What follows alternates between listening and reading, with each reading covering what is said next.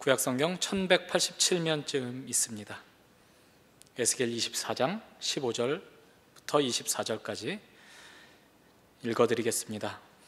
여호와의 말씀이 또 내게 임하여 이르시되 인자야, 내가 내 눈에 기뻐하는 것을 한 번 쳐서 빼앗으리니 너는 슬퍼하거나 울거나 눈물을 흘리거나 하지 말며 죽은 자들을 위하여 슬퍼하지 말고 조용히 탄식하며 수건으로 머리를 동이고 발에 신을 신고 입술을 가리지 말고 사람이 초상집에서 먹는 음식물을 먹지 말라 하신지라. 내가 아침에 백성에게 말하였더니 저녁에 내 아내가 죽었으므로 아침에 내가 받은 명령대로 행하매 백성이 내게 이르되 네가 행하는 이 일이 우리와 무슨 상관이 있는지 너는 우리에게 말하지 아니하겠느냐 하므로 내가 그들에게 대답하기를 여호와의 말씀이 내게 임하여 이르시되 너는 이스라엘 족속에게 이르기를 주 여호와의 말씀에 내 성소는 너희 세력의 영광이요 너희 눈의 기쁨이요 너희 마음의 아낌이 되거니와 내가 더럽힐 것이며 너희의 버려둔 자녀를 칼에 엎드러지게 할지라. 너희가 에스겔이 행한 바와 같이 행하여 입술을 가리지 아니하며 사람의 음식물을 먹지 아니하며 수건으로 머리를 동인 채 발에 신을 신은 채로 두고 슬퍼하지도 아니하며 울지도 아니하되 죄악 중에 패망하여 피차 바라보고 탄식하리라. 이같이 에스겔이 너희에게 표징이 되리니 그가 행한 대로 너희가 다 행할지라. 이 일이 이루어지면 내가 주 여호와인 줄을 너희가 알리라 하라 하셨느니라. 이런 생각을 한번 같이 해보면 좋겠습니다. 여러분, 예배 전에 여러분들을 아는 누군가 와서 기니 할 이야기가 있다 이러고 예배를 들어왔다고 생각을 해보시죠. 그러면 아마 우리는 예배 시간 내내 마음이 좀 긴장도 되고 이게 무슨 일일까 하며 예배 시간에 집중을 하기 어려울 것입니다. 그런데 그 정도가 아니라 누군가 우리한테 와서 이렇게 말한다면 어떨까요? 드디어 일이 터졌다. 기어이 일이 터지고 말았어. 올게 와버렸다 라고 우리에게 말을 건다면 여러분들은 어떠실 것 같으십니까? 아마 각자 마음속에 떠오르는 장면이 있을 것 같습니다. 아마 그렇게 떠오르는 장면은 우리 각 사람의 내밀한 어떤 부분과 관련이 있을 터이니까 우리가 뭐가 떠오르는지는 묻지 말기로 하고, 한번 그런 말을 들었다면 어떤 생각이 들까 생각을 한번 해보시죠. 아마 그런 말을 들으면 긴장 정도가 아니라 이번에는 소름이 끼칠 수도 있을 것 같습니다. 머릿속이 하얘질 수도 있고 또 맥박이 걷잡을 수 없이 뛰기도 하고 또 손도 떨리고 그 얘기를 듣고 급히 일어서 나가려고 한다면 아마 성경이나 핸드폰도 막 떨어뜨리고 가방을 닫지도 못한 채 지금 문이 어느 쪽인지도 모르면서 나갈 수도 있을 것 같습니다. 자, 드디어 일이 터졌다라는 이런 말을 들으면 이제 아마도 우리가 이제까지 쌓아온 것들, 그리고 기대해온 것들, 우리 삶을 그럴듯하게 유지했던 것들이 다 와르르 무너지는 것 같은 일이라고 우리가 직감하기 때문이죠. 지금 본문이 에스겔서 24장에 나와 있는 본문이 바로 그런 일이 이스라엘에게 벌어졌음을 우리에게 알려주는 것으로 시작이 됩니다. 1절을 한번 보시죠. 24장 1절입니다. 아홉째의 열째 달 열째 날에 여호와의 말씀이 내게 임하여 이르시되 인자야, 너는 날짜 곧 오늘의 이름을 기록하라. 바벨론 왕이 오늘 예루살렘에 가까이 왔느니라. 자, 에스겔 선지자는 이제껏 예루살렘에 하나님의 심판이 임할 것이라는 말씀을 전해왔습니다. 그렇게 말씀을 전하는 지 4년 반쯤이 벌써 지났고 이제 기어이 하나님의 말씀이 정말 실현되는 일이 시작되었다라고 여기 말씀하고 있죠.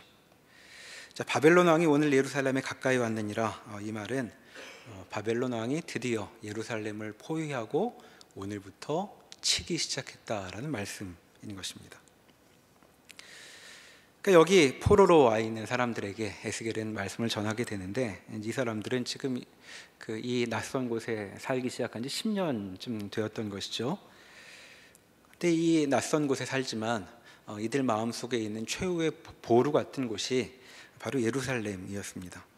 21절에 보시면 이 사람들에게 예루살렘이 어떤 곳이었는지 이렇게 언급되고 있죠. 24장 21절입니다. 너는 이스라엘 족속에게 이르기를 주 여호와의 말씀에 내 성소는 너희 세력의 영광이요 너희 눈의 기쁨이요 너희 마음의 아낌이 되거니와 내가 더럽힐 것이며 너희의 버려둔 자녀를 칼에 엎드러지게 할지라. 자, 이들에게 예루살렘은 이들의 영광, 기쁨, 그리고 마음의 아낌이라고 얘기했습니다. 더구나 거기에는 이들이 포로로 잡혀오면서 놔두고 온 자식들도 거하고 있는 것이었죠. 그러니까 부모들은 나는 이렇게 살아도 자식들에게는 좋은 날이 있으면 좋겠다라는 마음을 품기 마련인데 그 자녀들이 칼에 엎드러지는 일이 이제 시작되었다라는 말씀을 듣게 되는 것입니다. 그러니 이 말씀, 2절에 나와 있는 말씀을 듣고 이스라엘 사람들이, 이스라엘 족속이 어떤 마음이었을지는 우리가 쉽게 짐작하기는 어려울 것 같습니다. 그런데 마음이 어렵기는 선지자가 더했을 것 같죠. 에스겔 선지자는 지난 5년 가까이 이스라엘이 심판받게 될 것이라고 말씀을 전해왔습니다. 하지만 여러 해가 가도록 아직 심판이 시작되지 않는 것을 보고 그는 어쩌면 일이 다르게 펼쳐질 수도 있는 것 아닐까 하는 기대가 있었을지도 모르겠습니다. 아니, 반대로 아무리 전해도 동족들에게는 아무런 변화의 모습이 없으니 이렇게 아직 아무 일도 벌어지지 않고 지나가고 있는 시간은 몹시 긴장된 마음속에 보내는 시간이었을 것이라고 생각해 볼 수도 있죠. 그가 심판의 말을 많이 전했다고 하지만 그렇다고 빨리 심판이 와서 우리나라 망해버려라 라고 생각했을 것 같지는 않습니다. 그런데 이제 기어이 그날이 왔고 심판이 시작되었다라는 말씀이 주어진 것입니다.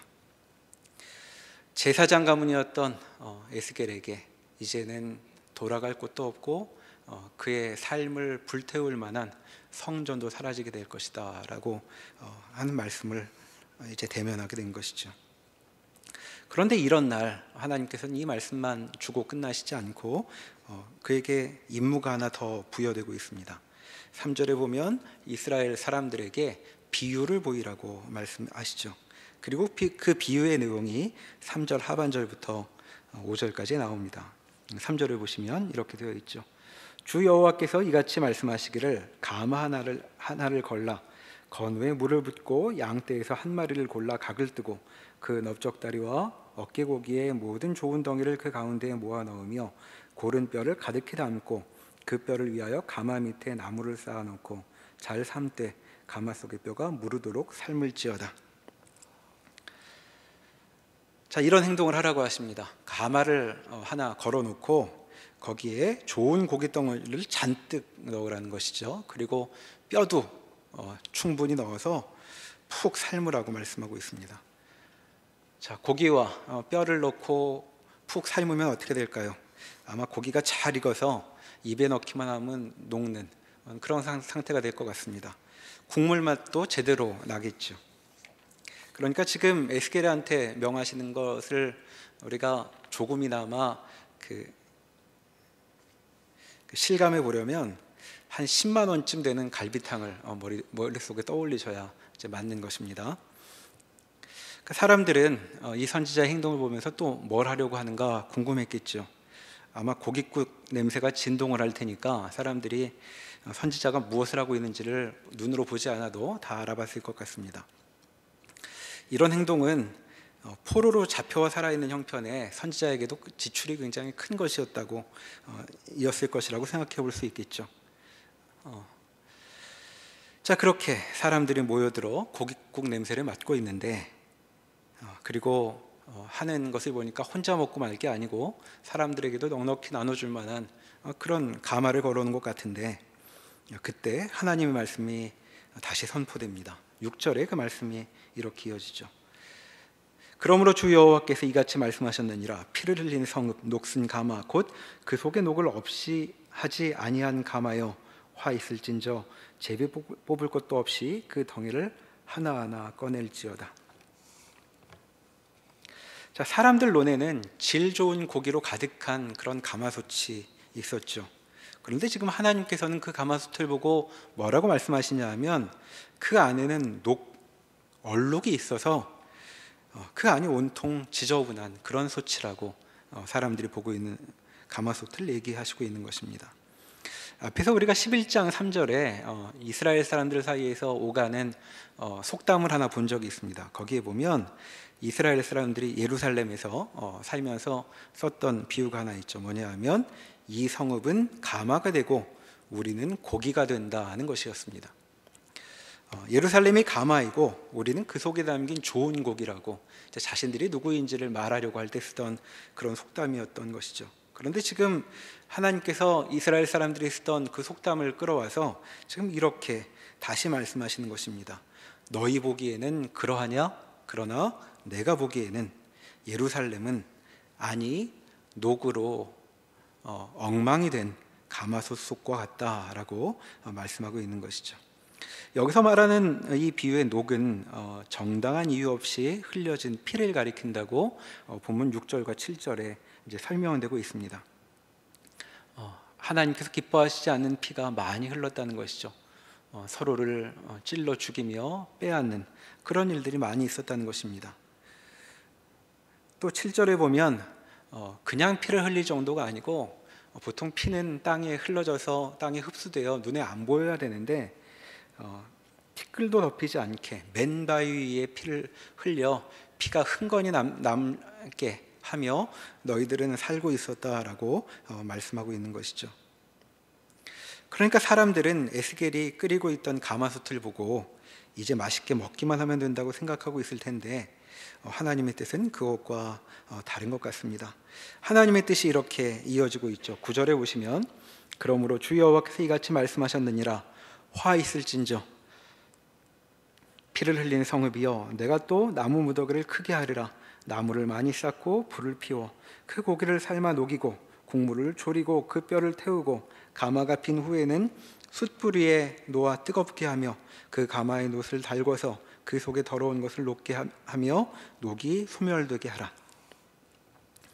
사람들이 보기에는 이제 충분히 고기가 익었으니 먹으면 될 법한데 하나님에게는 아직 일이 마무리되지 않은 것 같습니다. 지금은 먹을 때가 아니라고 얘기하시고 있죠. 왜냐하면 가마솥에 녹이 그대로 있기 때문입니다. 그래서 어떻게 하려고 하시는가? 나무를 더 많이 쌓아서 불을 더 크게 피우려고 하신다고 얘기하고 있죠. 자, 불을 더 크게 피우면 어떻게 될까요? 자, 고기는 끓고 끓어 녹아버리게 됩니다. 그리고 국물은 졸아들게 되죠. 그리고 그 안에 같이 넣었던 뼈마저도 불이 뜨거워서 다 없어지게 될 것이라고 얘기하고 있습니다. 그럼 대체 언제까지 불을 떼려고 하는 것인가? 빈 가마솥만 남았는데도 여전히 숯불을 위에 올려놓고 불을 계속 떼서 놋으로 만든 가마 자체가 달궈지게 만들겠다고 하십니다. 자, 가마솥이 벌겋게 되겠죠. 아무것도 속에 든 것이 없으니. 근데 그렇게 해서 솥 안에 묻어있는 그 녹이 얼룩이 없어질 때까지 불을 피우시겠다라고 말씀하고 있는 것입니다. 왜 이렇게까지 하시는가? 먹기 좋은 그 음식들을 엉망으로 만들고 12절에 그 이유가 이렇게 나와 있죠. 그 녹이 벗겨지지 않기 때문에 웬만한 불로는 벗겨지지 않아서 가마솥을 끓일 정도로 솥 자체를 끓이는 심정으로 불을 지피시겠다라고 말씀하고 있는 것입니다. 그러니 한번 이 비유를 보며 그림을 머릿속에 떠올릴 수 있을 것 같습니다. 자, 그릇에 녹이 생겼죠. 자, 얼룩이 생겼습니다. 자, 그런데 아무리 지우려고 해도 지워지지 않죠. 자, 우리라면 어떻게 할까요? 우리는 그릇이 원래 그래 그러고 그냥 쓰거나 아니면 너무 보기 안 좋으면 그릇을 버릴 것입니다. 그런데 하나님께서는 어떻게 하시냐 하면 그릇을 버리지도 그냥 쓰지도 아니하시고 그릇이 뜨거워져서 벌겋게 될 때까지, 그래서 그 그릇의 녹이 태워 없어질 때까지 계속 그 그릇을 불로 데우시겠다고 말씀하고 있는 것이죠. 녹이 더는 붙어 있을 수 없을 만큼 그런 온도에 이르기까지 그릇을 불에 끓이시겠다라고 말씀하고 있는 것입니다. 자, 13절 하반절에 보면 이 일의 결과에 대해 하나님께서 이렇게 말씀하십니다. 13절 하반절에 내가 내게 향한 분노를 풀기 전에는 내 더러움이 다시 깨끗하여지지 아니하리라. 14절에 나 여호와가 말하였은즉 그 일이 이루어질지라라고 말씀하고 있습니다. 자, 무슨 일이 반드시 이루어진다는 것일까요? 여호와께서 말씀하셨으니, 자, 그것은 내 더러움이 다시 깨끗하여지는 일, 그것을 가리키는 것일 것입니다. 자, 그 그릇이 다시 깨끗하여질 때까지 나는 분노를 풀지 않을 것이다, 불을 끄지 않을 것이다 라고 말씀하고 있는 것이죠. 자, 그러니 여러분, 처음 앞부분에 우리가 생각해 봤던 상황을 다시 한번 떠올려 보시죠. 드디어 올 것이 왔다라는 소식을 듣고 가슴이 철렁했던 사람들에게 지금 에스겔 선지자를 통해 하나님은 이렇게 말씀하시는 것입니다. 이제껏 기대하고 의지해왔던 이나마의 삶이라도 무너지지 않고 지탱시켜왔던 그것마저 무너지기 시작하는 그 순간, 이 순간이란 과연 어떤 시간인가? 자, 그것은 모든 것이 무너져 내려 이제는 내 마음에 가까스로 의지처가 되었던 그것마저 무너져서 끝장이 나버리는 그런 순간이 아니라 하나님이 말씀하시길 우리 삶의 모든 불순물이 끝장나는 순간이 될 것이다 라고 말씀하고 있는 것입니다. 가마솥이 불덩이가 되듯이 이스라엘 자체가 불덩이가 되어 불순물로 더 이상 더럽혀지지 않는 그런 순간이 이스라엘 족속을 기다리고 있다라고 말씀하고 있는 것이죠. 그러니까 지금 하나님께서 날짜를 기록해 두어라 라고 하시는 이 시간은 바로 이런 순간, 이들의 삶의 얼룩을 지웠던 그런 모든 불순물이 사라지는 그런 시간이 시작되는 것이라고 말씀하고 있는 것입니다.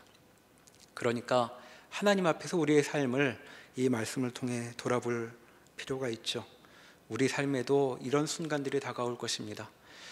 우리 삶의 모든 것이 무너져 내려버리는 것 같은 그런 시간, 우리를 올가매고 있어서 그것이 없다면 어디로 떨어지는지 모르게 무너지는 것 같은 그 순간, 하나님께서 그 시간을 다시 우리에게 설명해 주고 있는 것이죠. 그것은 우리가 끝장나는 자리가 아니라고 그렇게 말씀하고 있는 것입니다. 올 것이 드디어 와서 우리의 삶이 산산조각이 나는 것이 아니라 우리 인생은 더 나아간다고 말씀하고 있습니다. 하나님의 백성이라면 그의 삶은 더 나은 자리로 나아가게 될 것입니다. 상상할 수 없었던, 평생 붙어 다니던 녹이 사라져버리는, 그래서 새 그릇처럼 바뀌는 그런 대로 나아가는 것이 신자의 인생이다라고 오늘 본문이 우리에게 말씀해 주는 것이죠. 그러나 그 말씀을 듣고 있지만 그래도 우리가 이런 일을 겪는다면 우리는 참으로 두렵기만 할 것입니다. 그리고 이런 일을 겪을 때면 하나님께 야속하기도 하죠. 하나님은 남의 일이어서 이렇게 얘기하시는구나 싶은 그런 심정이 들 때도 있습니다.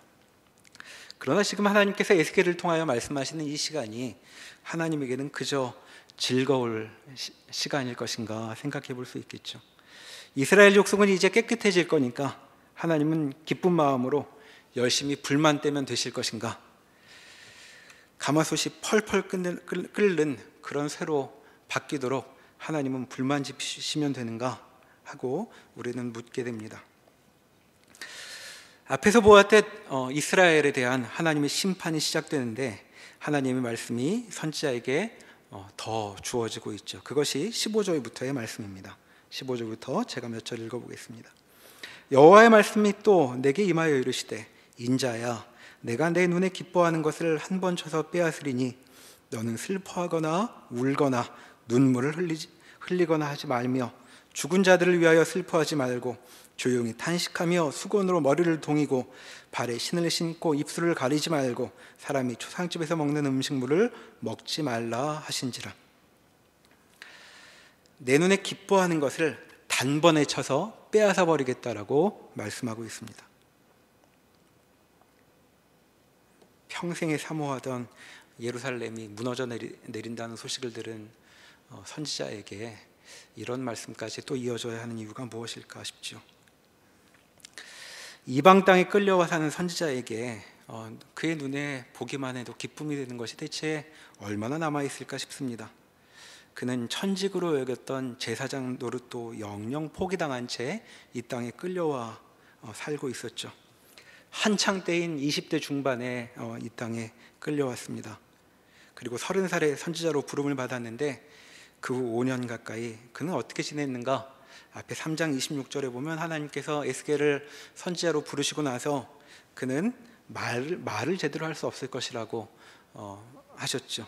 그러니까 그는 말도 제대로 하지 못한 채 또 여러 날 동안 한쪽으로만 누워 자기도 하고 또 어떨 때는 인분으로 구운 떡을 먹기도 하고 그리고 머리털과 수염도 품위 없이 마구 깎아대며 그렇게 4년 반의 시간을 보내왔습니다. 그런데 이제 무엇 하나 그에게 기쁠 만한 일이 없는 이 하루하루에 하나 남아있는 그의 기쁨이 되는 것을 빼앗겠다고 하시죠. 그것이 무엇일까요? 아내였습니다. 너무 잔인한 것 아닌가 싶지요. 이 사람이 누굽니까? 모두가 하나님을 저버린 그때에도 그리고 자신의 미래를 모두 빼앗긴 때에도 하나님의 목소리가 되어 살아왔던 사람이죠. 그런데 이런 사람에게 하나님께서 아내를 빼앗겠다고 말씀하고 있습니다. 아마도 이제껏 에스겔이 하나님이 시키시는 대로 그렇게 할 수 있었던 것은 상당 부분 아내의 내조가 있었을 것입니다. 하나님의 뜻에 동조적이지 않은 사람들 속에서 그는 많은 상처를 받았을 텐데 아마도 집에 들어가 그 아내로부터 받은 위로로 지난 5년 가까운 시간을 견뎠을지도 모르겠습니다.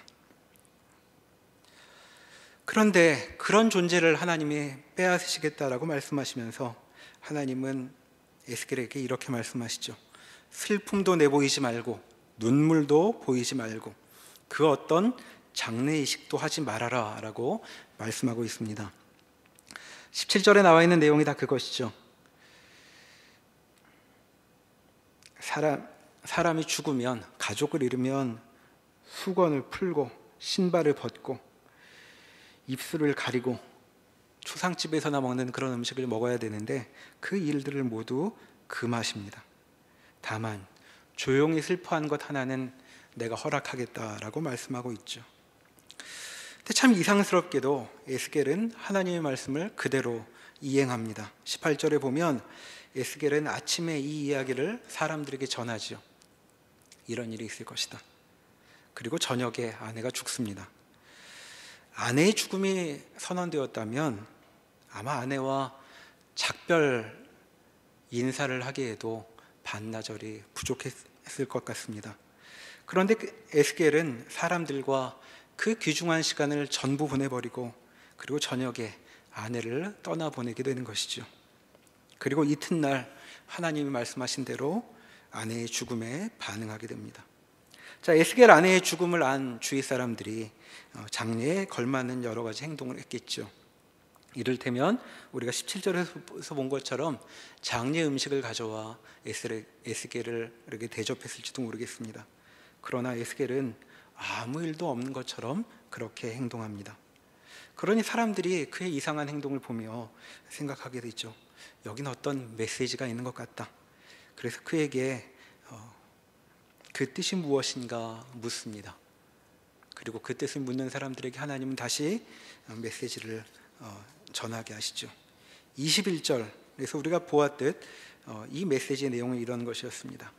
너희 세력의 영광이요 너희 눈의 기쁨이요 너희 마음에 아낌이 되는 성소 곧 예루살렘이 더럽혀질 것이다. 너희 자녀도 칼에 엎드러질 것이다. 자, 이것은 에스겔의 아내의 죽음처럼 예루살렘의 죽음을 뜻하는 것입니다. 죽음을 겪으면 장례에 어울리는 그런 의식을 치러야 합당한 것일 텐데 그런데 하나님께서는 너희는 예루살렘의 죽음 앞에 이렇게 행동하게 될 것이다 라고 22절부터 말씀하시죠. 22절부터를 읽어보겠습니다. 너희가 에스겔이 행한 바와 같이 행하여 입술을 가리지 아니하며 사람의 음식물을 먹지 아니하며 수건으로 머리를 동인 채 발에 신을 신은 채로 두고 슬퍼하지도 아니하며 울지도 아니하되 죄악 중에 패망하여 피차 바라보고 탄식하리라. 이같이 에스겔이 너희에게 표징이 되리니 그가 행한 대로 너희가 다 행할지라. 이 일이 이루어지면 내가 주 여호와인 줄을 너희가 알리라 하라 하셨느니라. 요약을 해보면 너희는 예루살렘의 죽음을 앞에 두고도 장래에 어울리는 일을 하지 못할 것이라는 말씀입니다. 자, 이것이 무슨 뜻일까요? 자, 너희가 이런 행동을 하지 못할 것이다 라는 이 말씀을 두고 이제 여러 가지 해석이 있습니다. 이를테면 너희가 이제까지 그렇게 살아놓고 무슨 장례는 장례냐, 너희는 조의를 표할 자격조차도 없다, 이렇게 해석하는 해석이 있습니다. 또 예루살렘의 멸망이라는 것은 너무 엄청난 것이기 때문에 너희가 표하는 어떤 조의 예식도 그 멸망에 어울리지 않을 것이다 라고 읽는 해석도 있습니다. 또 다른 해석은 지금 예루살렘이 망하는 것은 심판을 받아 사형을 집행당하는 셈이니 그런 형벌에 조의란 부당하다라고 읽기도 하죠. 근데 어떤 식으로 해석하든 지금 이 말씀은 예루살렘의 죽음과 그리고 그 일을 슬퍼하는 일 사이에는 어떤 연관성도 없을 것이다 라고 말씀하는 것입니다. 달리 말하면 너희는 예루살렘이 죽었다고 해서 이 일로 울 수 없다, 울지 못할 것이다 라는 말씀인 것이죠. 자, 지금 너희에게 벌어지는 일은 너희의 슬픔이나 자아내자고 내가 일으키는 일이 아니다 라는 말씀입니다. 자, 지금 무슨 일이 벌어지고 있습니까? 가마솥이 벌겋게 불덩이가 되는 일이 시작된 것이죠. 그리고 그리고 그 속에 녹이 아예 없어지는 일이 시작되고 있습니다. 그러니 이스라엘 족속은 지금 그들 마음속 깊은 곳에 그 영광, 그 기쁨, 그 아낌을 잃어버리게 되었다고 슬퍼하며 눈물을 흘릴 틈이 없다는 것이죠. 자, 그렇다면 울지 말고 뭘 해야 될까요? 그 일을 겪어라 라고 말씀하는 것으로 읽어볼 수 있겠습니다. 자, 우리는 올게 드디어 왔다 라는 말을 들으면 우리는 가슴을 치며 과거를 후회하고 인생을 저주하기도 하죠. 이런 일을 당할 바에야 차라리 태어나지 말걸 하는 생각을 우리는 누가 가르쳐주지 않아도 갖게 됩니다. 그러나 지금 하나님께서는 그런 우리들에게 울지 말고 쳐다보아라 라고 말씀하고 있는 것이죠. 지금 무슨 일이 진행되고 있으니 그 일에 압도되어 제풀에 넘어가지 말고 단단히 마음을 먹고 그 일을 바라보아라 라고 말씀하고 있는 것입니다.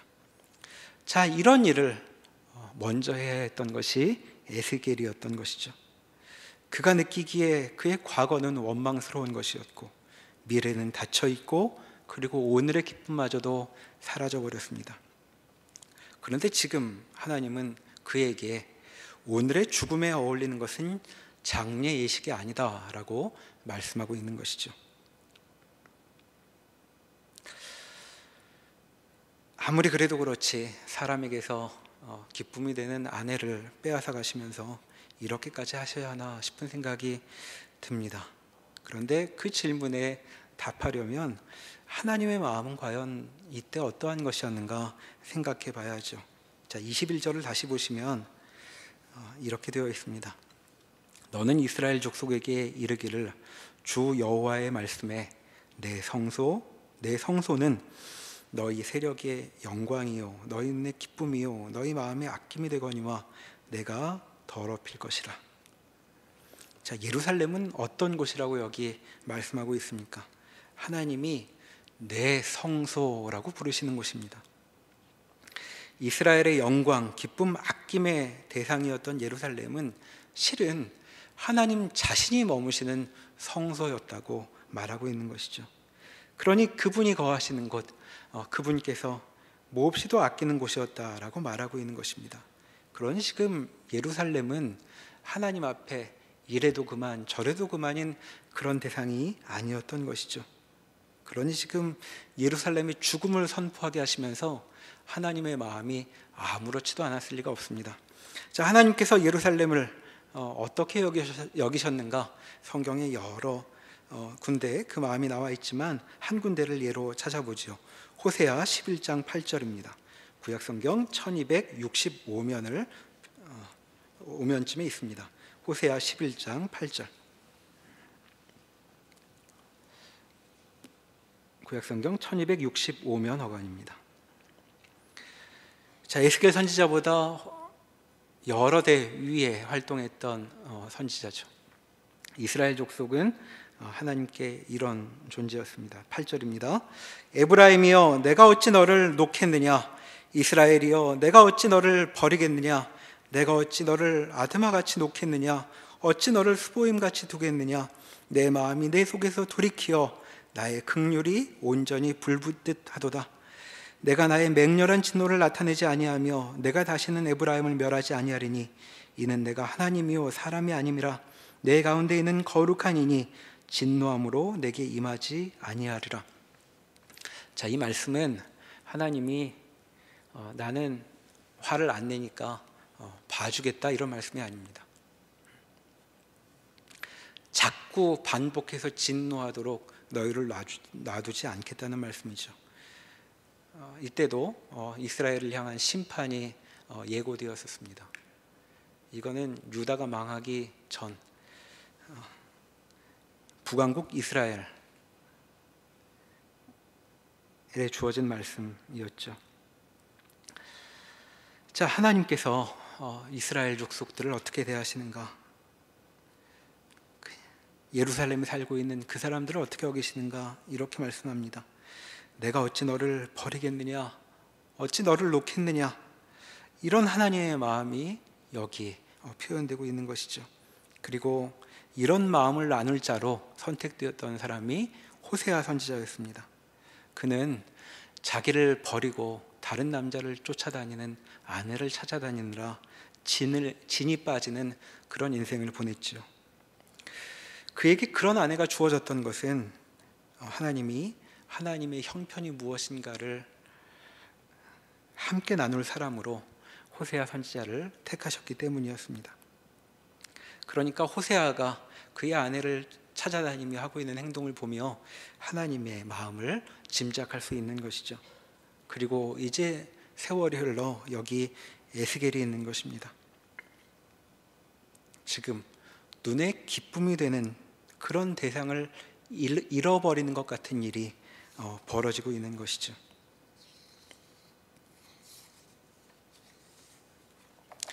이것은 에스겔에게만 해당되는 일이 아니었습니다. 하나님도 그분의 눈에 기쁨이 되는 것을 잃어버리시는 일을 겪고 계신 것이죠.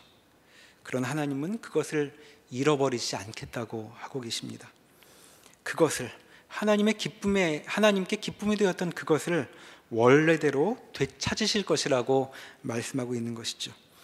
가마솥이 불덩이가 되어 모든 것이 없어지듯 해야만 그것을 되살릴 수 있기 때문에 하나님이 그의 사랑하는 예루살렘이 그 고통을 겪도록, 하나님이 이런 고통을 겪으시기를 감수하신다라고 말씀하고 있는 것입니다. 그리고 이 일에 하나님과 마음을 나눌 자로 에스겔을 부르시고 있던 것이죠. 그러니까 하나님께서 에스겔에게 허락하셨던 그 조용한 탄식, 그 탄식의 원본은 하나님께 있다고 말할 수 있을 것입니다. 다시 본문 17절에 보면 조용히 탄식하라는 그 말씀에 하나님의 마음이 들어있다고 말할 수 있겠죠. 에스겔의 탄식이 바로 하나님의 탄식이었던 것입니다. 자, 그러나 이 탄식은 탄식만으로 그치지 않을 것입니다. 자, 본문 에스겔 24장 16절에 보면 하나님께서 이렇게 말씀하셨죠. 너는 슬퍼하거나 울거나 눈물을 흘리거나 하지 말며 죽은 자들을 위하여 슬퍼하지 말고라고 말씀하고 있습니다. 자, 이렇게 에스겔에게 말씀하실 수 있었던 이유는 25절부터 나오는 말씀이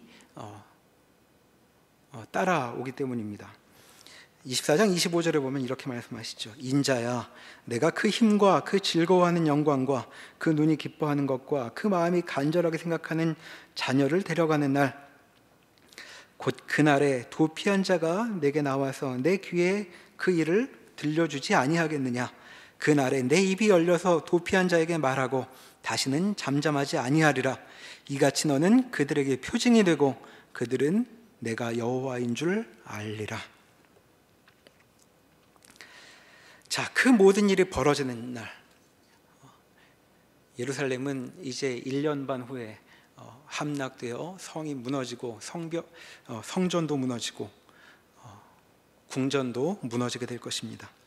자, 그날 그런 일이 벌어졌다고 누군가 도망 나와 너에게 알려줄 것이다. 그런데 그 사람이 올 때에, 그것을 알려주는 사람이 올 때에 그날에 내 입이 열려서 말하고 다시는 잠잠하지 아니하리라 라고 말씀하고 있죠.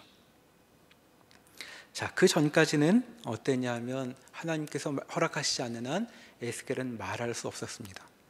그리고 지난 4년 반이 그랬고 앞으로 그 사람이 올 때까지도 여전히 그럴 것입니다.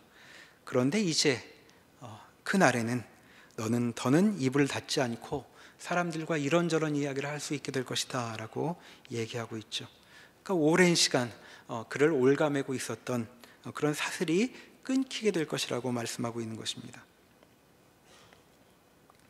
자, 누군가 우리에게 다가와서 기어코 일이 터졌다, 올게 와버렸다 라고 할 때면 이 말씀을 우리가 함께 기억하면 좋겠습니다.